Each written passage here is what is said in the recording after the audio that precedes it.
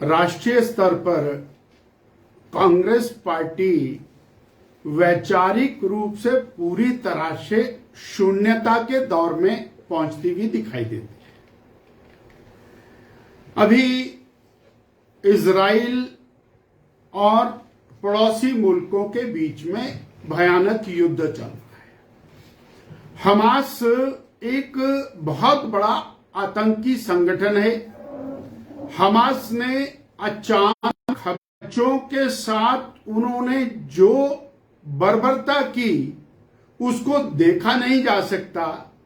महिलाओं को किडनैप किया, निर्वस्त्र किया और इजराइल ने बहुत तीव्र गति के साथ जब हमले शुरू किए तो कांग्रेस पार्टी और इनकी जो समर्थक पार्टियां भारतवर्ष में हैं उनके और जो बौद्धिक क्षमता है वो बिल्कुल सामने आ गई। उन्होंने स्पष्ट रूप से और अरब देशों का हमास का साथ देना शुरू किया कि इजराइल जिस तरह से और गाजा पट्टी के ऊपर हमले कर रहा है वो उसे तुरंत बंद करने चाहिए, ये इनह्यूमन है। अरे भाई, इजराइल के बच्चों के साथ बर्बरता करो, उनकी और माताओं बहनों को निर्वस्त्र करो, उनके साथ ज्यादतियां करो। एक ही दिन में 2 घंटे के अंदर 200 से ज्यादा और निर्दोष इजरायलियों की हत्या कर दो और सभी भवनों के ऊपर एक साथ अनेक मिसाइल अटैक कर दो और उसके बाद इजराइल रिटेलिएट करे, तो आप हमास की निंदा ना करते हुए, उस आतंकी संगठन की निंदा ना करते हुए केवल और केवल एक धर्म विशेष के वोट प्राप्त करने की नियत के साथ उस अमानवीय कृत्य का साथ देने के लिए उतर गए। ये एक बहुत बहुत बड़ा मेंटल बैंकरप्सी की स्थिति के ऊपर ये दल आकर के खड़े हुए। मैं एक और इसका बिल्कुल ज्वलंत उदाहरण और वो जनता के सामने रखना चाहूंगा। मणिशंकर अय्यर जी कांग्रेस के बहुत बड़े नेता अभी पिछले दिनों हिमाचल में आए और कसौली के अंदर खुशवंत सिंह जी के नाम पर जो लिट फेस्ट था उसमें 13 अक्टूबर को उन्होंने एक ऐसी स्टेटमेंट दे दी जिसको सुन करके और हम सब लोग हतप्रभ हैं। उन्होंने कहा कि भारत को और भारतीय सेना को और पाकिस्तान के ऊपर किसी भी प्रकार से जो सर्जिकल स्ट्राइक करने की आवश्यकता नहीं थी और यहां तक कह दिया कि जो यूरी के ऊपर यूरी का हमला था उसके लिए पाकिस्तान के साथ वार्ता की जा सकती थी। अर्थात हमारी सेनाओं ने एक बड़ी हिम्मत के साथ पाकिस्तान को क्रश किया, पाकिस्तान की आतंकी फोर्सेस को डिमोरलाइज किया और जो जम्मू कश्मीर पिछले 40 साल से युद्ध भूमि में तब्दील हुआ है वहां पर वातावरण को ठीक करने के लिए सर्जिकल स्ट्राइक का एक अहम फैसला किया। उस सेना के ऊपर प्रश्न उठाते हुए, उनकी देशभक्ति पर प्रश्न उठाते हुए, और ये कांग्रेस पार्टी की मानसिकता सब लोगों के सामने है। हम ये जानना चाहते हैं कि दुनिया के देशों में जाकर के भारत को बदनाम करना, दुनिया के देशों के अंदर अगर किसी कौम पर बर्बरता अत्याचार हो रही है तो केवल और केवल वोट के लालच के अंदर पर्टिकुलरली उस बर्बरता की निंदा करने की बजाय आप उन लोगों की निंदा कर रहे हैं जो सेल्फ डिफेंस के अंदर खड़े। ये स्थिति कांग्रेस की बहुत अजीबोगरीब सी स्थिति है। इसी प्रकार की स्थिति सनातन को लेकर के इन्होंने पैदा की। इन्होंने इंडी गठबंधन बनाया, उस गठबंधन का एक साथी वो और जाता है, जाकर के और एक बहुत बड़े सभागार के अंदर स्टेटमेंट देता है जो स्टालिन है और वो कहता है कि ये सनातन धर्म को खत्म कर देना चाहिए, मच्छर मक्खी की तरह से खत्म कर देना चाहिए। उसके बाद दौर चल पड़ता है, परंतु एक भी व्यक्ति कांग्रेस का खड़ा नहीं होता है जो स्टालिन को या कांग्रेस पार्टी के राष्ट्रीय अध्यक्ष जो है उनके बेटे को यह कह सके कि सनातन, हम भी सनातनी हैं और ये भारत सनातन है। ऐसा ना कह करके वो पूरे देश को एक प्रकार से देश के प्रति अक्षम्य अपराध कर रहे हैं। ये स्थिति कांग्रेस की और बौद्धिक जो क्षमताएं हैं वो कहां आकर के खड़ी हुई हैं, इसके ऊपर एक बहुत बड़ा प्रश्न चिन्ह खड़ा होता है। मैं दूसरा विषय छोटा छोटा लूंगा।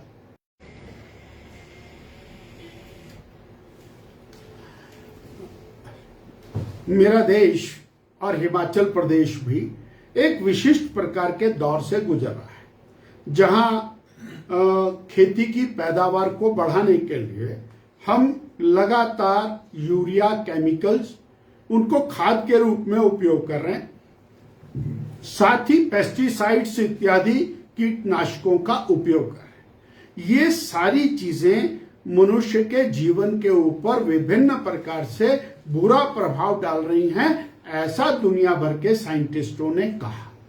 उसको लेकर के और प्राकृतिक खेती की जानी चाहिए, ये विषय पूरी दुनिया के अंदर खड़ा हुआ और हिमाचल प्रदेश प्राकृतिक खेती के लिए एक ऐसा स्टेट बन सकता है जहां से हम स्टैंप लगा करके हिमाचल प्रदेश की पैदावार को दुनिया में, भारत में भेज करके किसान और बागवान को अधिक धनराशि दिला सकते हैं, क्योंकि बहुत सारे लोग जागरूक हो चुके हैं जो केवल ऑर्गेनिक फूड इस्तेमाल करना चाहते हैं।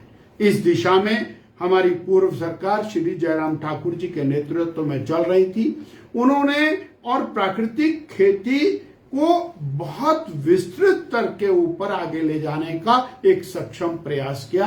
पूर्व महामहिम राज्यपाल हिमाचल प्रदेश, उन्होंने इसमें अहम भूमिका निभाई और केवल हिमाचल में नहीं, गुजरात में जाने के बाद भी उन्होंने अपना योगदान दिया और राष्ट्रीय स्तर के ऊपर पार्लियामेंट के अंदर भी उनका एक विशेष वक्तव्य इसी खेती को लेकर के हुआ, और जिसके अंदर बहुत थोड़े से गोबर के साथ, गोमूत्र के साथ और एक विशिष्ट प्रकार की खाद को तैयार करके हम नेचुरल फार्मिंग, प्राकृतिक खेती की तरफ आगे बढ़े। पिछले कल हिमाचल प्रदेश के माननीय कृषि मंत्री ने एक फैसला किया कि ये जो प्राकृतिक खेती का काम चला हुआ है इसको हम बंद कर देंगे, और जो ऑर्गेनिक फार्मिंग का पहला जो सिस्टम चला हुआ था हम उसी के साथ काम करेंगे। ये बहुत दुखदायी है। ये बीजेपी की सरकार ने शुरू किया, इसलिए इसको बंद कर देना चाहिए। मुझे लगता है कि सरकार को गंभीरता से चिंतन करना चाहिए। ये पालेकर जो और दक्षिण भारत के अंदर हुए, उन्होंने इसके ऊपर बहुत बड़ा काम किया, पूरे देश में उसके ट्रायल हुए। उसके बाद हिमाचल प्रदेश में उसका सक्सेसफुल ट्रायल हुआ और उसको बंद कर देना, इस प्रकार की घोषणा माननीय कृषि मंत्री के द्वारा करना, ये एक बहुत बड़ा बैकवर्ड स्टेप है, इसकी चिंता करनी चाहिए। दूसरा, जब 2022 का चुनाव था तो जो आज सत्ता में बैठे हुए मंत्रीगण हैं, मुख्यमंत्री जी हैं और जो कांग्रेस के नेता हैं, वो रज करके जिला परिषद के, पंचायती राज के कर्मचारियों के साथ खड़े होकर के भाषण दिया करते थे।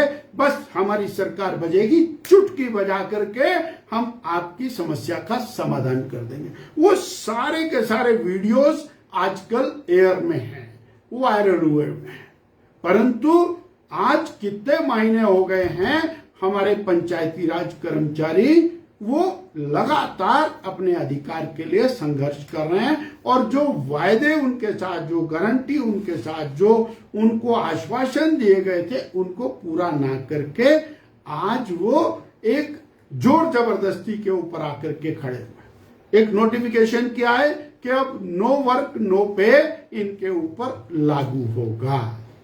जब नो वर्क नो पे माननीय शांता कुमार जी ने लागू किया तो उसको लेकर के कांग्रेस ने खूब ह्यू एंड क्राई किया, आज वो इनके ऊपर कर रहे हैं। फिर उनके सारों की जो नौकरी के प्रोफाइल है वो मंगा लिए गए हैं उनके ऊपर कार्रवाई करने।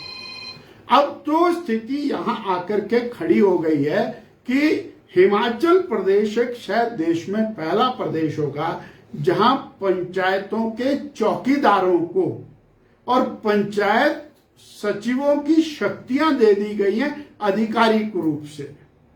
तो भाई ये तो सरकार की स्थिति ऐसी हो गई है कि माननीय मुख्यमंत्री जी की शक्तियां और किसी सब डिविजनल मैजिस्ट्रेट को दे दी जाएं, ऐसी स्थिति आकर के खड़ी हो गई है। ये बहुत यानी दुर्भाग्यपूर्ण स्थिति है जिसके अंदर ये लोग पहुंचे हैं। और दो विषय और जो महत्वपूर्ण है कि सरकार चीफ पार्लियामेंट्री सेक्रेटरीज के मामले में डिफेंसिव हुई है। इन्होंने जो गलत निर्णय किया था उसको और माननीय रणधीर जी, सत्ती जी, आप लोगों ने चैलेंज किया है और माननीय न्यायालय ने अपना फैसला सुरक्षित किया है। ये और चिंताजनक बात है, बार बार इस बात का रोना कि हमारे पास धन नहीं है, हमारे पास पैसा नहीं है, हम कुछ नहीं कर सकते हैं, कोई खजाना खाली है। उसके बाद आप सीपीएस की नियुक्ति करना, उनको कैबिनेट रैंक देना और एक जो कानून के बना हुआ है सुप्रीम कोर्ट के माध्यम से उसको फ्लाउट करना, ये भी बहुत दुर्भाग्यपूर्ण है। और ये औरों का नसीहत खुद मियां फजीहत, बहुत नसीहत दी। अभी विधानसभा का सत्र हुआ, बहुत लोन ले लिया जयराम ठाकुर जी ने। उन्होंने लोन लिया, संस्थान खोले, उन्होंने लोन लिया, हॉस्पिटल बनाए, उन्होंने लोन लिया, कॉलेज बनाए, उन्होंने लोन लिया, जनता की समस्याओं का समाधान किया। अब जो वर्तमान सरकार है इसने तो सारे काम बंद कर दिए। इन्होंने लोन लिया, संस्थान बंद कर दिए, इन्होंने लोन लिया, हॉस्पिटल बंद कर दिए, इन्होंने लोन लिया, सड़कों के काम बंद कर दिए। और 10 महीने में 10,000 करोड़ का लोन, 60 महीने की सरकार यदि चलती है तो 60,000 करोड़ का लोन। और जो गारंटियां इन्होंने दी हैं अगर उसको पूरा करना चाहें, नियत नहीं है इनकी, पूरा करना चाहेंगे तो 1 लाख करोड़ का लोन इनको लेना पड़ेगा। खुद क्या बोलते हैं, औरों को नसीहत खुद मियां फजीहत। सर आपने कहा कि 60 महीने की सरकार अगर चलती है तो क्या लग रहा है चलेगी नहीं सरकार 5 साल? जनता देख रही है ना हालत क्या है सरकार की।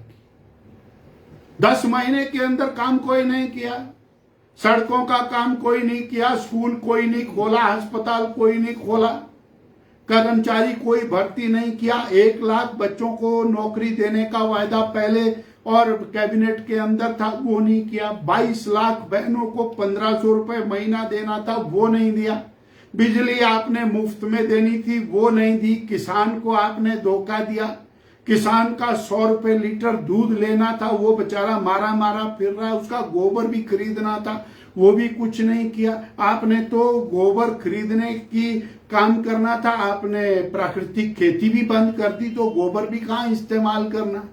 मेरा ये कहना है कि ये जनता आज और इस बात को लेके बहुत परेशान है, जो इन्होंने विश्वास दिए थे पूरी तरह उसके विपरीत काम कर रहे हैं। सर लोकसभा चुनाव भी नजदीक है, तो क्या लग रहा है बीजेपी जो है इन चुनाव में इन मुद्दों को बुला पाएगी और चारों जो सीटें हैं उस पर जीत काबिज कर पाएगी? मुद्दों का सवाल ही नहीं है, चारों सीटें भारतीय जनता पार्टी ने जीतनी है। नरेंद्र भाई मोदी जी को तीसरी बार देश का प्रधानमंत्री बनना है और उसके अंदर हिमाचल प्रदेश अपनी 100% भागीदारी देगा, यह निश्चित।